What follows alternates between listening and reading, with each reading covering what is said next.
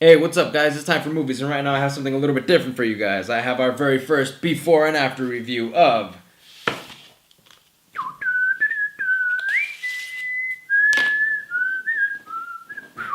That's right, motherfuckers. Fantastic Beasts and Where to Find Them, the very next installment in the Harry Potter verse. Very excited, very highly anticipated by the fandom.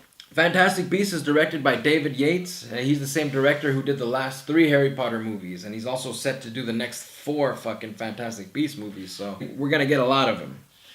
So the way this works is before I go into the movie, I'm going to give you some of my expectations I have for the movie, and then afterwards I'm going to give you my review of the movie. Alright, so I went ahead and I wrote down some of the things that I'm expecting to see here. Number 1, cool magical beasts and new magic.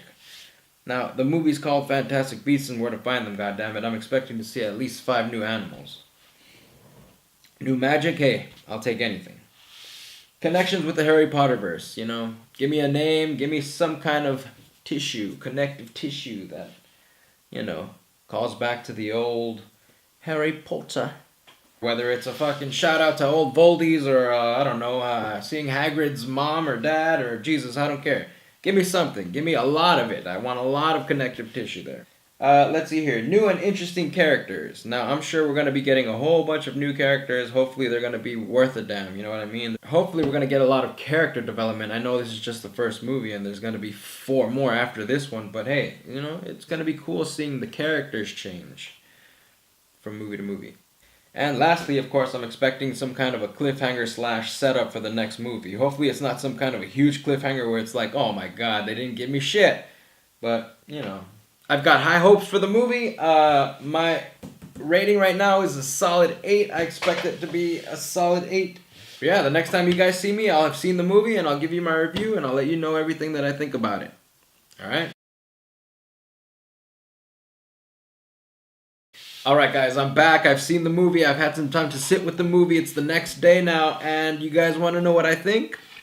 I fucking loved it, man. This movie is one of the best Harry Potter movies, and it's technically not a Harry Potter movie, I know, but it's one of the best movies in the Harry Potter universe that I've seen since the last Harry Potter movie. No, not really. There are a couple of Harry Potter movies that aren't really as great as the others, but this one is up there. For me, it's definitely up there.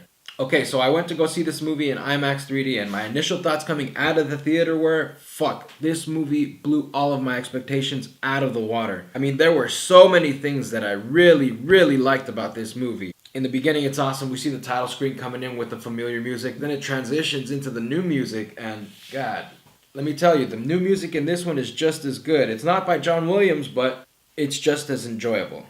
The beasts, the characters, the story, the tie-ins, the ending.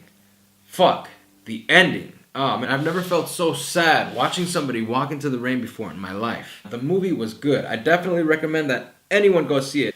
So let's go ahead and go over the list of expectations that I had before the movie. The Beasts, I was expecting to see 5, right?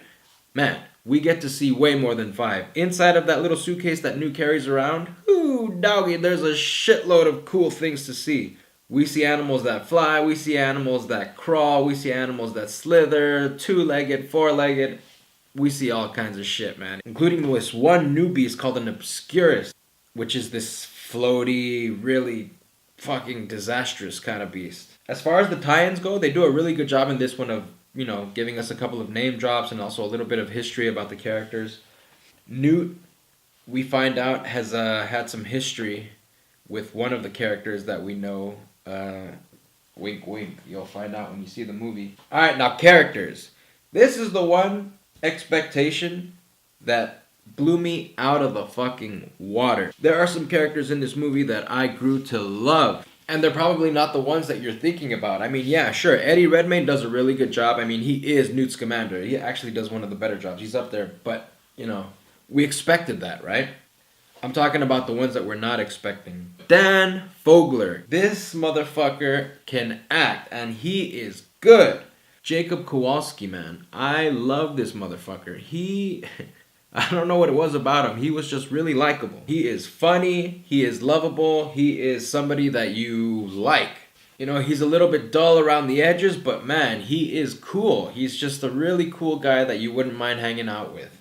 Just as Newt says in the movie, he's like, oh, Jacob asks Newton, why'd you keep me around all this time? And he tells him, you know, because I like you. And it's fucking true. We like this guy. He's cool. He's really cool. And Queenie, played by Alison Sudol. God, I loved her. She is so lighthearted and optimistic and just sweet. She's a doll. She's the sister of Tina, who's in the trailer, you know. She's the one that's running around with Newt. Ezra Miller does a great job as Credence. But yeah, I really fell in love with the characters. I did not expect to fall in love with them as badly as I did. And lastly, the cliffhangers. Yeah, there were a couple of cliffhangers, but I really didn't mind them. I mean, we got a lot out of this movie. It had a happy ending. You know, I left the theater wanting more. I can't wait till the next one comes out. David Yates really knows what he's doing with these movies. It's no wonder that Universal gave him the reins for all these movies. I mean, this one, he pulls on the heartstrings. By the end of the movie, tears were being jerked out of me. I'm telling you, I didn't expect this movie to be so good. Now, for the rating, I would actually bump this up. I had it at an 8. I'm going to give this a solid 9. I mean, a solid 9. I really can't wait for the next movies that are going to be coming out. I'm sure they're going to be awesome as well. You know, but this movie is a little bit different. I mean, it's its own thing. It ties in with the universe just fine, but it is its own thing. You know, it takes place in the United States instead of the UK. This movie was dark, too, man. I didn't expect it to be on the dark side, but it definitely was. There are these anti-witch rallies. I mean, motherfuckers hate witches in this movie. It's a totally new cast of characters, but it definitely belongs in the Harry Potter universe. Overall, it's really, really good. I loved it.